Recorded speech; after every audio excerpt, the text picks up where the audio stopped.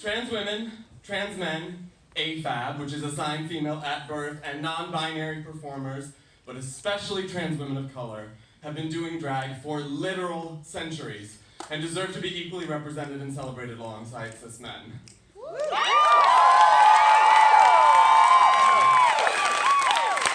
Drag is performance. It's a form of entertainment where we combine the costumes of gender and an unquenchable desire to be up on the stage and transform ourselves into queer superheroes. Gigantic, gendered, high-fashion goddesses, or whatever the male equivalent of that is. Truth be told, underneath these clothes, we are all just eyebrowless, fleshy beasts in earth tones.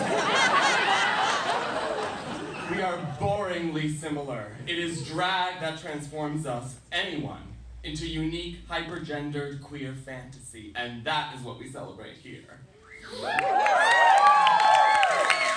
People in our community have a bad habit of using the word history very loosely, so I'm not going to harp on that. Actually, I'm just kidding.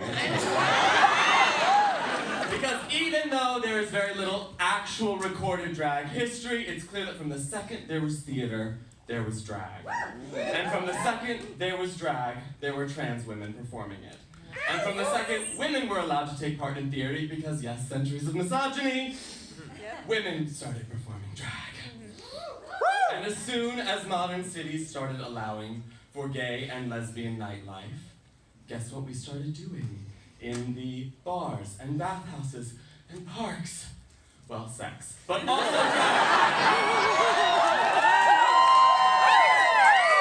drag is so ancient that it predates modern ideas of homosexuality and transness. Drag is so ancient that it predates modern ideas of gender at all. Drag predates the word drag itself. Drag is fucking awesome. That's why we're here.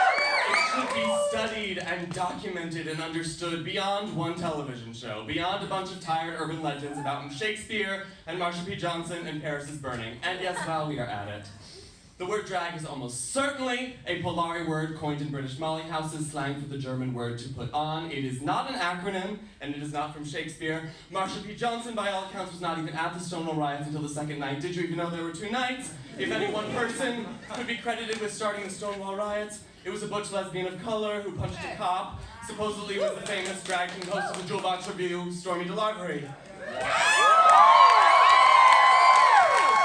Harlem Drag Ball was in 1869. Despite constant attempts to shut them down, Black and Latinx queer people in this city have sustained a beacon of gay culture that centers trans and gender non-conforming beauty for almost 150 years. There's more than just RuPaul's Drag Race.